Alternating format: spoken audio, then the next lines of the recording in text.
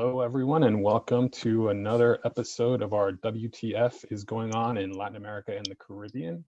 This is a weekly webinar by CODEPINK's Latin America team. My name is Leonardo Flores, and I'm very pleased to have with us today Arnold August, a Montreal-based author and journalist who writes extensively about American foreign policy towards Latin America, particularly Cuba, Venezuela, and Bolivia, as well as the Venezuelan, Cuban, and American political systems. His latest book is Cuba-US Relations, Obama and Beyond, and that was published in 2017. He has recently written articles about the civil-military unions in Venezuela and Cuba, as well as about the Trudeau government's policies towards Venezuela and Latin America. He is currently writing a multi-part series of articles titled Trudeau in Pre, Current, and Post-COVID-19, Colonialism at Home, Imperialism Abroad, Need for Change. Thanks so much for being here, Arnold.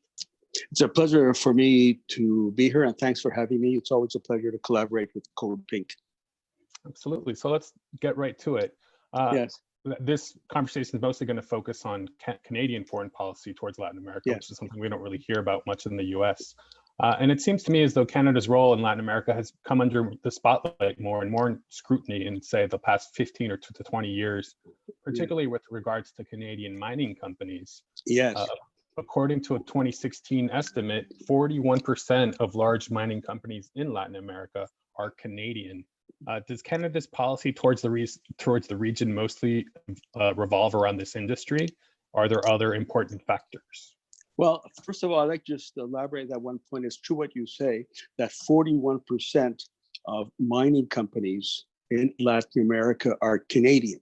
But just to give you an idea how important it is for Canada, Canada is a small country in terms of population. We only have 0.5% of the world population, but we have 50% mining interests throughout the world. As we speak now, there are 4,000 different Canadian corporations exploiting mines in various parts of the world, especially the third world. When we talk about mining, I guess, for an American to go to Colombia or Peru or Guatemala, you might not want to say you're American in rural areas because of the negative reputation that the United States has in those parts of the world. But if you were a Canadian going to Guatemala, Peru, Colombia, and you say you're Canadian, you would be treated as bad or worse than someone who say, well, I'm from the United States. And there's a reason for that. And that is, for example, the Canadian state in carrying out these, the exploitation of these mining operations in Latin America, one of the main features of mining, as you know, is to clear the area in the rural parts of a country in order to get at the natural resources. That's what they want. And Canada is notorious for using strong arm tactics, to say the least, to get at those resources. Let me give you the example of Guatemala. Several years ago, a Canadian mining company interested in the nickel in that country, the rural part of the country, obviously, went to a small village near the nickel mine and attacked the people there, tried to intimidate them so that they would give up their land and hand it over to the Canadian nickel mining company. It did not work. The next day, while the men from the village were out doing their rural activities, gathering fruit and other products, the state, the mining company, with the help of the Guatemalan military, police, and private staff, private police of that mining company, went into the village. There were 11 women there. They attacked them and raped them and left them for dead as a warning, say, we want that land in order to exploit the nickel. Now, one would say that, is this Canada? Yeah, I would say that this is Canada. As you say, Canada is not that well known. The elite seems to keep this negative feature of Canada away from the international public spotlight. But yes, this is Canada. For example, how does the Canadian state treat the indigenous populations within Canada? In the United States, many of our left-wing colleagues say that the American state is a vestige of slavery. It basically hasn't changed since then. We saw that in Minneapolis just 1 or 2 days ago. How can we say that the Canadian American state has changed? Now, in Canada is a big difference because you do not have slavery as part of the historical evolution of Canada, but you do have Native people, Indigenous people in the United States. So I say that the Canadian state, as it is now, 2019, is a vestige of the colonial state based on the genocide of the Indigenous people in our country. Now, I'm not the only one saying that. For example, have been 2 commissions by the United Nations that pointed out the extremely serious violation of human rights, one of them even using the word genocide being used by the Canadian state against Indigenous people. Now, Justin Trudeau issued his own Truth Commission a few years ago in order to try to deal with the complaints that people have across the country regarding the missing, the executed disappearance of Native women, especially, and girls across the country. Now, this Truth Commission just issued its statement late last year, and in it, the word that comes out most frequently, and this is a commission by the government issued by Trudeau himself, talks about genocide. Of course, after it came out, the Trudeau government whitewashed it and didn't use the word genocide. But just yesterday, finally, after promising for many months that the Trudeau government is going to look into the findings of his own commission, which is accused the Canadian government, yesterday said, well, we have no time, we're dealing with COVID-19. So the response immediately by the Indigenous people, and all of us across Canada, was outraged. Now is the time to deal with it because the COVID-19 is negatively affecting the Indigenous peoples across the country. So this is basically the real Canada that I want to bring home to our American listeners. Of course, if there are any Canadian listeners, we know very well about that. Yeah, that's a really good point. I think overseas, Canada has this reputation as being somehow better or superior to the United States, particularly when it comes to issues like racism and attitudes towards Indigenous people and First Nations, and especially in terms of foreign policy. So can you tell us a little bit about Canada's relationship to American empire, and if this relationship has changed over time, and if so, how has it changed? Well, Canada has a different historical evolution compared to the United States. United States, you had I won't call it a revolution because I don't think it was a revolution. You had a war of independence against Britain, so that the United States could become an independent nation, and as it says in its own declaration, in order to take its rightful place in the world stage. Now, in Canada, we had something close to that. In 1837, 1838, it's not very well known, but we in Canada are very proud of it. There were 2 armed uprisings in that period, 1837, 1838, one in Lower Canada, the current Quebec, and the other Upper Canada, the current Ontario, armed uprising against British domination, British colonialism, and for an independent republic type of ideas for Quebec and Ontario, which is the basis of all of Canada. This failed, and the leaders were imprisoned and executed.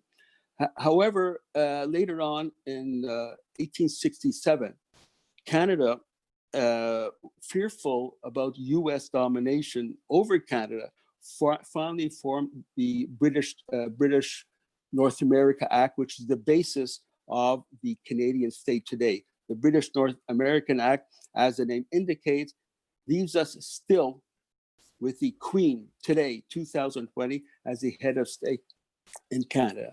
So the situation is different. I would like to deal with one issue regarding Canada-US relations that is not well known in the United States, even though in Canada it's part of our DNA, it's part of our blood. And that is, irrespective of which government is in power in Canada, amongst the population, there's a very deep-seated anti-Americanism in Canada. Now, I just want to point it out so no one feels bad. By anti-Americanism, that's not any, there's no racist connotation, but one cannot say it's anti-imperialism in a scientific sense that opposes all imperialism, all colonialism, such as the United States, French, or Britain. But it's definitely anti-Americanism.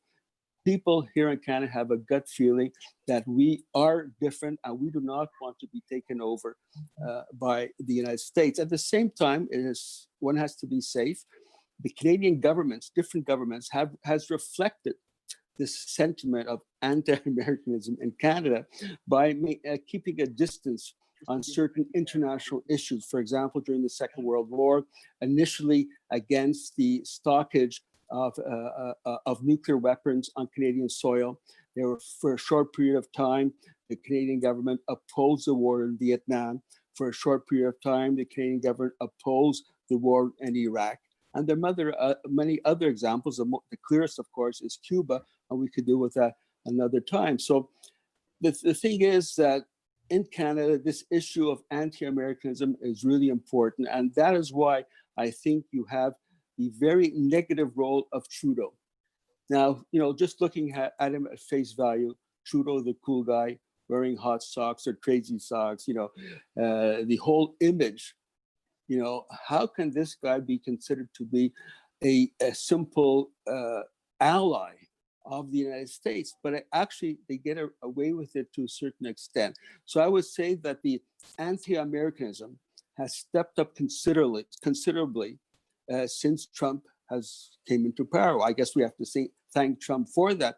But at the same time, because of the geopolitics and the interests of Canadian elite, despite that, Trudeau has shown himself to be a very faithful ally of the United States. Whenever I have a photograph of Trudeau and Pompeo or Trudeau and Trump on the social media, people go crazy. There's endless amounts of negative remarks against Trudeau for his very close foreign policy with regard to the United States. So this is where we stand now at this time.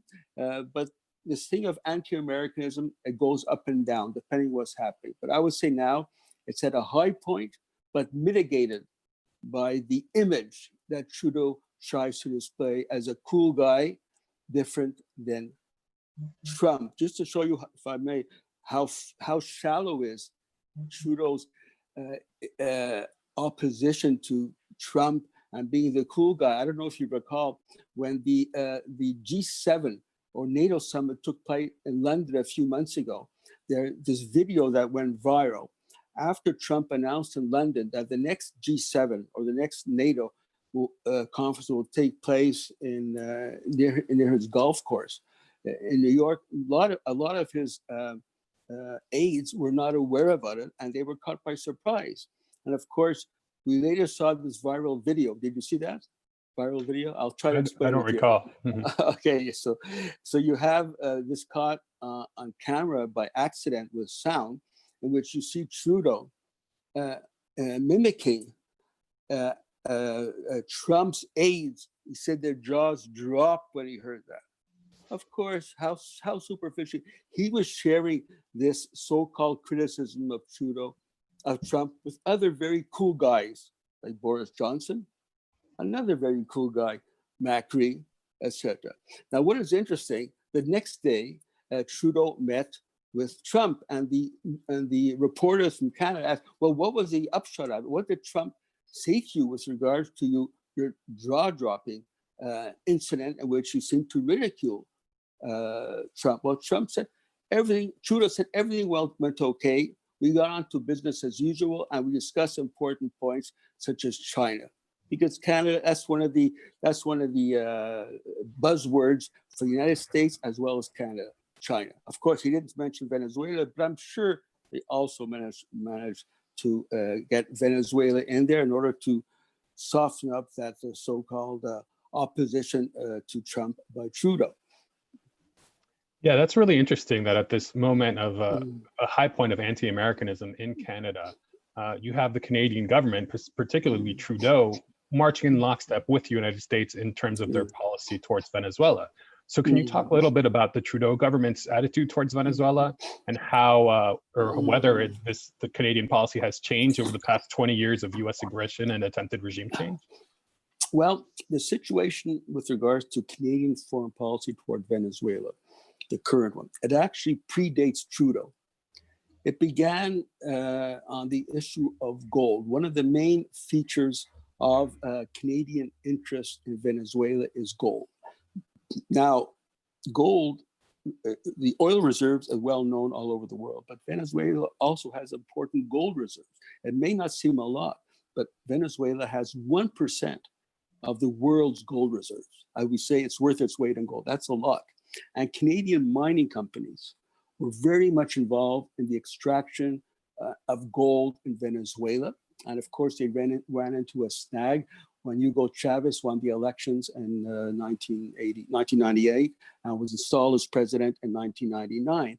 And shortly after, the Chavez government started to nationalize gold. And this sent the ruling elites in Canada into a frenzy. They were not accepted. And since then, the relationship between Canada and Venezuela has gone down on the issue of nationalizing the gold. Now, shortly after that, when Trudeau was elected, he actually went on an offensive on behalf of his government against Venezuela, on top of what happened before with regards to gold.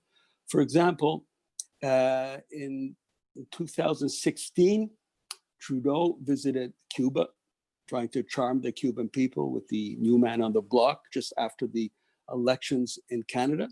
But after his visit to Havana, where did he go? He went to Lima, Peru, in the context of an international conference, but he made sure that he had a very friendly conversation with the president of Peru at the time. That was in November 2016. And shortly afterward, in August 2017, the famous Lima Group was established. Why did the Lima Group come about? The Organization of American States, because there are left-wing, progressive, anti-US governments in the Organization of American States, they could not get a consensus against Venezuela for regime change in Venezuela. So what happened? Trudeau was instrumental with the president of Peru to establish what is called the Lima Group, based on mainly right-wing governments such as Brazil, Colombia, Peru, Guatemala, etc., Argentina at the time at that time. Now, this right-wing, a group of right-wing governments had as a very specific goal for regime change in Venezuela. I'd like to underline the role of Trudeau. As we notice, Trump and the United States is not a member of the Lima Group. But who is doing the dirty work of Trump in the Lima Group? No, it's Trudeau who is doing that. If you look at the Canadian government website page on Venezuela, just on Venezuela, there are over 100 entries by Canadian government officials, international organizations, as well as Lima Group. 100. That's a lot of work. And all of it is all directed against Venezuela, against Maduro specifically, and in favor of regime change. And for example, one of the entries there deals with the attack on the electrical grid in Venezuela, and everyone knows that it was orchestrated by the United States as part of a cyber attack. Now, what did the Lima Group do? Led by Trudeau, they issued a statement to blame the Maduro government for the failure of the electrical grid, putting the blame on Venezuela. And all of these statements, one after the other, always come out in support of the regime change policy for Venezuela. And aside from Trudeau, in my view, the other main actor in Lima Group is Colombia. So I view Lima Group as this way. The political diplomatic wing is Trudeau. The armed wing is Colombia. Can you imagine, without Trudeau at the head of the Lima Group, would the Lima Group exist? It would fall apart a long time ago. They need it. Now, 3 of all the Lima Group meetings across Latin America, North America, no less than 3 were held in Ottawa. Now, the last time I looked at a map, Leonardo, Ottawa was pretty far from all those Latin American capitals, right? But they were held in Lima. And there's a lot of open questions that we were asking. For example, Lima Group issues these statements regularly, but who writes these statements? There's no phone number for Lima Group. There's no fax number. There's no website for the Lima Group. I'm not a conspiracist, but I have a feeling that these statements are worked out by Trudeau and Trump behind the scenes in order to make sure they have consensus with this Lima Group. So there you have Trudeau playing a very, very negative role through the Lima Group against Venezuela and against specifically the Maduro government. Yeah, absolutely. I think I totally agree. And Canada's participation in the Lima Group adds kind of this veneer of respectability to this group, because we have to keep in mind that many of the countries in this group, whether it's Colombia or Chile or Peru, have had so much instability and have had governments that are, to say the least, problematic in many ways. That without Canada, I think it would have all fallen apart much more quickly. But it's really unfortunate that Canada has taken this role in kind of leading the charge for regime change, but right behind the United States, I would say. Right. And we got this question, since you brought up gold mining, a question about Crystalex. Crystalex is a Canadian gold mining company that was nationalized in Venezuela, and they then sued the Venezuelan government. And one of the results of that lawsuit is that recently Crystalex has been allowed by a U.S. judge to take over certain parts of Citgo, which is Venezuela's oil company in the United States. Is this a big story in Canada, or is it being ignored? Well, basically, everything that's happening in Venezuela, first of all, the Canadian media is not any better than the American media. In fact, I would say it's even worse to a large extent. Over 80 or 90% of many of Canadian newspaper are hedge funds based in the United States. You have the Canadian media playing the role of traders, in support of American foreign policy and thus of Canadian foreign policy. Thus, we never hear from the media. We never hear anything about what's happening in Venezuela, only if there is some kind of an incident that takes place with Guaido. Then, of course, the media is all over the place covering it. And the Canadian media has been demonizing Maduro without stop, especially since January 2019. There's very few countries in the world where you see the media so allied with U.S. policy and the U.S. narrative as with regards to Venezuela. Now so that's the gold issue is not very much discussed at all in Canada. However, I would like to say, with regards to Canadian policy regarding Venezuela, I mentioned the issue of gold. Okay. Now, in addition to gold, there's one other important factor, and that is the Bank of Nova Scotia.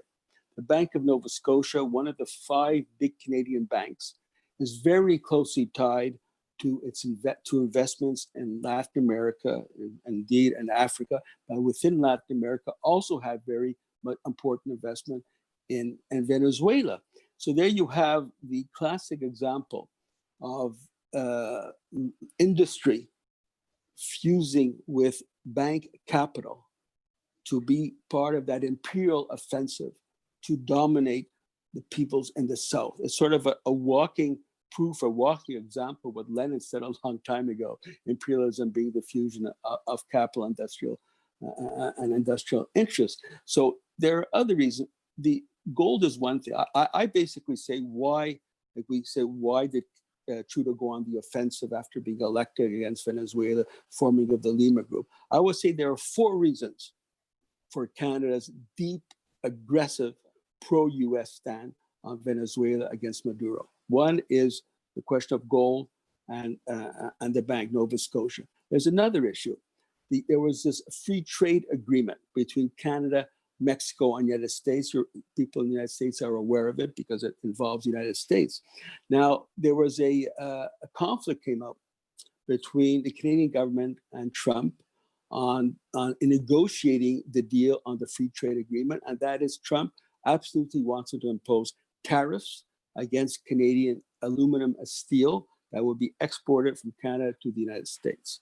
Canada didn't agree with it. On May 14th, Trudeau sent his foreign minister, Chrystia Freeland, to Washington to try to negotiate the lifting of these tariffs. She came back empty-handed. The next day, on May 15th, she went to Havana to try to charm Cuba into, they don't say it openly, but into supporting regime change in Venezuela. Of course, the narrative goes when Freeland goes to Canada, to Cuba, is that there's a problem in Venezuela. But the problem is not US interference in Venezuela. Oh, no, no, no. The problem is Maduro. So that's part of the US narrative on the free trade agreement. The other important point is, I think maybe we'll deal with this later, is since Trudeau came to office, he has actively been seeking a seat on the UN Security Council. There are currently 5 seats total available, but for the geographical area where Canada is involved, there are 3 seats available. One is up, only one can be elected, 2 can be elected. And one of the other countries is Ireland, the other is Norway, and then there is Canada. Now, Canada, Trudeau has been using the Lima group as a platform to say, look, here I am. I'm a leader on the international stage. As he wrote during the elections last year, we're leading on Venezuela. He doesn't, of course, doesn't say, what are we leading? But here I am on the international stage. Look what I'm doing in Venezuela. That's one thing. The other thing is the 4th point, why Canada has ramped up its position against Venezuela since the Trudeau government came into power, and that is the issue of Israel. As we know, my view is there is no country in the world that is so adamant, consistent, principled, and open in its support of Palestine against Zionism. And Canada cannot live with that. Canada is very much involved in opposing the BDS movement and anything that smacks of support for the Palestinian state. Now, with regards to that, Trudeau had made sure that he involved the most important Zionist in the United States by the name of Irwin Cotler, who was previously a member of another liberal cabinet, a lawyer, high-profile Zionist, and he is the one who led the move to bring Venezuela to the International Crimes Court.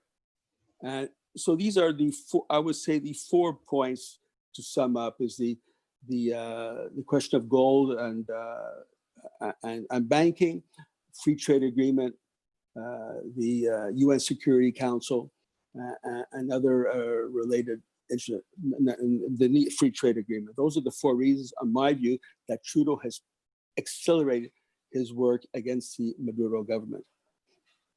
And is there pushback within Canada for what Trudeau is doing? I know, here in the US, in terms of politicians, there's almost no pushback at all on Trump's regime change policy towards Venezuela, with a few exceptions that are unfortunately limited to just people tweeting, certain representatives in Congress. But is there a similar dynamic? Is Venezuela as toxic in Canadian politics as it is in the US? Yes. As I mentioned before, because of the media closely linked to the United States, because of the Trudeau government incessant attacks against Maduro, it is toxic in the Canadian political scene. Now, in Canada, we cannot say, we have to say that similar to the United States, there's basically bipartisan support for the Trudeau government regime change politics against Maduro. However, in the last few weeks, there has been some positive sign. We see some cracks in that monopoly view with regards to Venezuela. For example, a few weeks ago, a member of in Canada, you have the liberals, the conservatives, the social democratic, New Democratic Party. A few weeks ago, you also have the Bloc Québécois, which is basically comes from Quebec. One of the members of parliament of the Bloc Québécois put a petition, formal petition in the Canadian Parliament that basically opposes American and Canadian sanctions against Venezuela. This is a small breakthrough. This is something that is very good.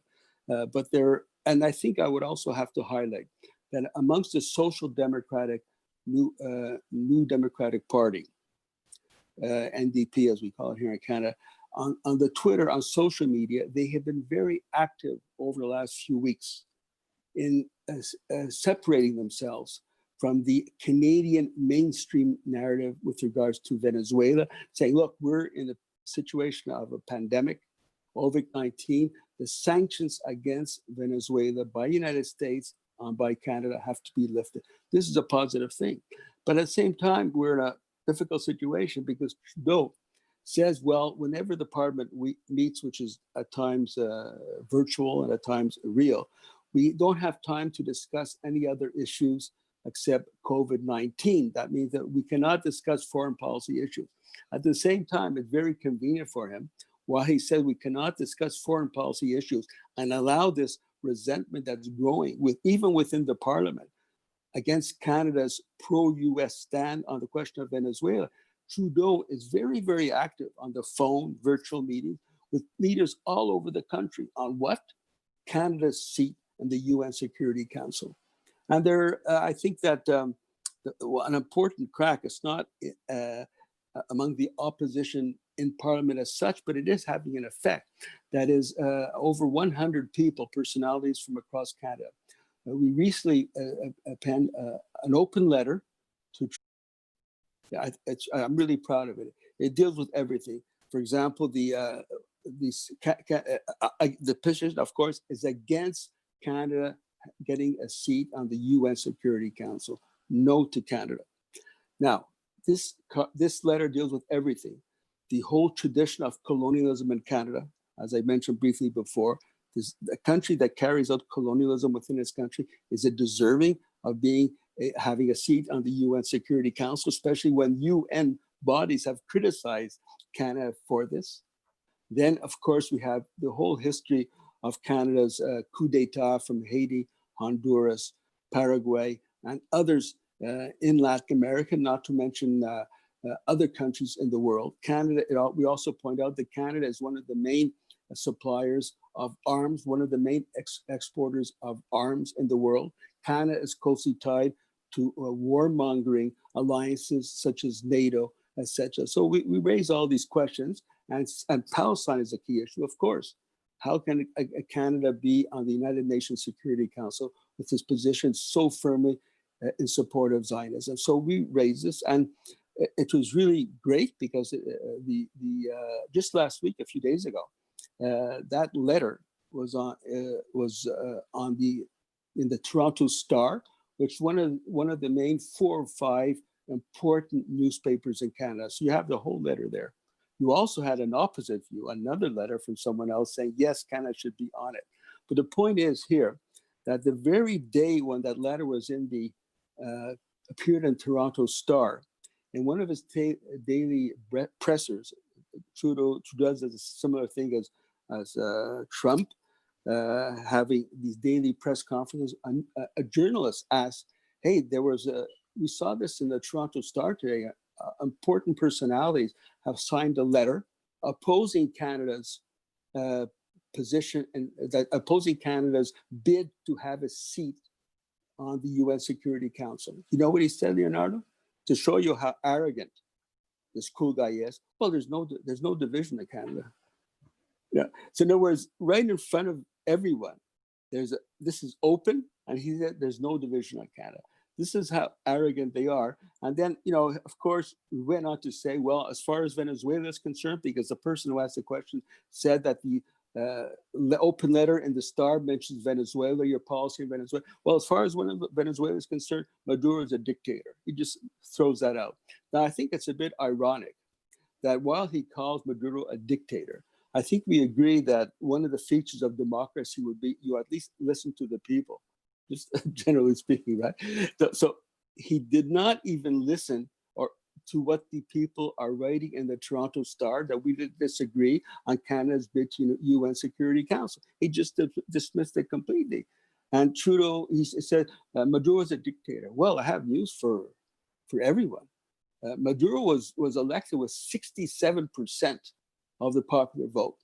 Well, Trudeau was elected with, as a minority government, of a mere 37% of the popular vote. So this and many other reasons, Canada is in no position at all to moralize, to criticize Maduro for the so-called lack of democracy. Yeah, that's absolutely right. I think it often goes unsaid that Maduro was elected with a greater percentage of the votes than most leaders in either prime ministers or presidents in all of the Americas. Right. We're going to add a link to the petition in the YouTube comments so people can read it, because I agree it is a really good petition. And just to follow up a bit on that, what's Trudeau's motivation behind this push for the Security Council? Is it part of to secure his legacy? Is it to I would say Canada so. on the larger international stage in order for Canadian corporations to benefit? Are there lots of factors, or? I think there are lots of factors. Just to complete that story on that petition, there was an online poll carried out by Toronto Star, right? Guess how many people said no to Canada? 40, 56, 72%, as we're speaking today, said no to Canada for the UN Security Council. So why? I think these opportunist politicians, they have their agenda. They want to have, as you say, a legacy. And I believe that Trudeau, in the twilight years of his current mandate, as we move forward, he definitely wants to go down in history as a leader who finally got Canada on the UN Security Council, because there was a previous bid, but it was rejected. But he wants to go down in history as a country as a leader who got Canada on the UN Security Council. I would say that is the main reason for his insistence on trying to get a seat on the UN Security Council. And so, switching topics a little bit, I'm really kind of always a little perplexed by countries that have such different positions towards Cuba than they do towards Venezuela. So can you contrast Canada's policy between Cuba and Venezuela, and what do you attribute this difference to? In addition to, I'm sure you've already gone into many of the factors, but. Yeah, well, let's put it this way. If you would have, Leonardo, if you would have asked me the question 2-3 years ago, before Trump's offensive against Cuba, I would have said there's a major difference and go on to explain. But now we're in different times, Leonardo. We have Trump carrying out horrific sanctions against Cuba, including in the course of Cuba fighting against COVID-19. It's an entirely different situation.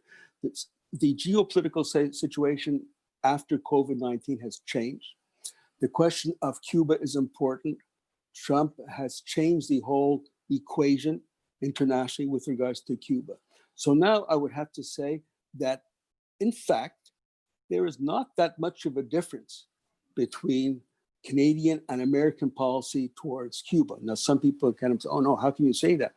Because Canada has diplomatic relationship with Cuba. That's true. Canada was the only country after the Revolution 1959 in the Americas, along with Mexico, that did not break a relationship with Cuba. This is very good. And I think I'll be dealing with this in another publication. One of the reasons for that is the anti-Americanism in Canada is so powerful, especially in 1959, 1960, that Canadians saw Fidel Castro as a hero who stood up to the Yankees. And this was even felt in the Canadian foreign policy, where they did not dare break relations with Cuba because of the strong sentiment amongst the Cuban people. Now, Canada has voted consistently in the United Nations against the American blockade against Cuba. But we have to look at Cuba-US relations at this time. One has to look at the situation Trump, COVID-19. It's changed completely.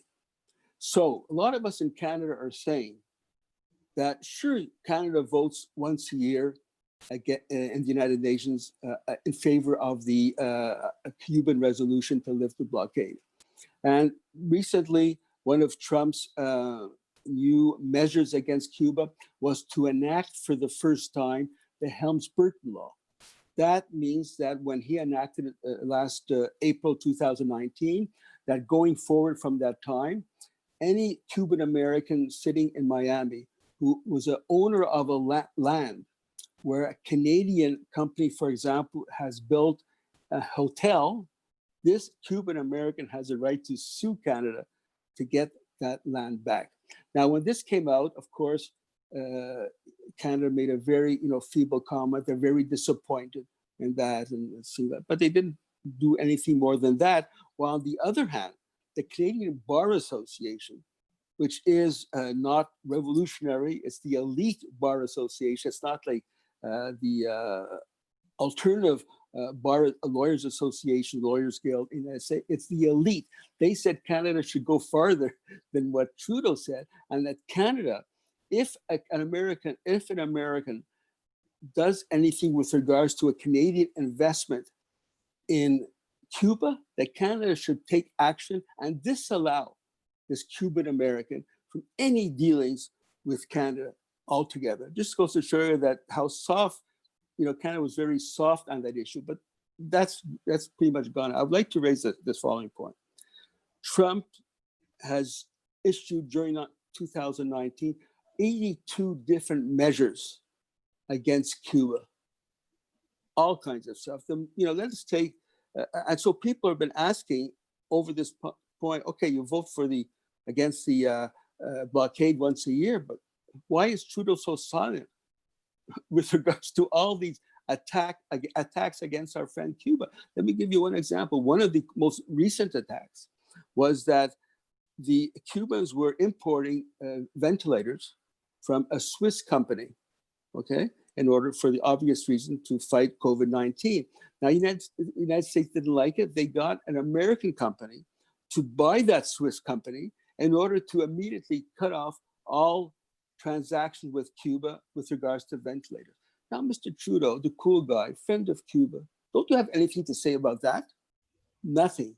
And I give you so many other examples. That's why myself and other people are raising this in social media and in meeting. Trudeau, why are you so silent when Trump is attacking our friend Cuba? You have taken into consideration that Canadians, unlike the United States, we have very close ties to Cuba because of tourism. Canada is the main source of tourism for Cuba for over a decade.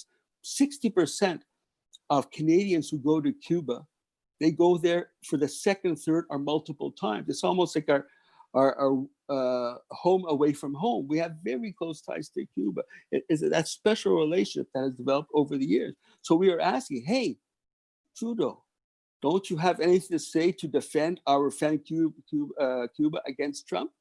And of course, he refuses to take a stand, but we are insisting that Canada does in fact take a stand. And there was one stand is very important, that the member, the foreign policy critic of the new Democratic Party, Social Democratic Party, the Canadian Parliament, issued a statement to Trudeau saying that Trudeau should stand up against Trump's sanctions against Cuba.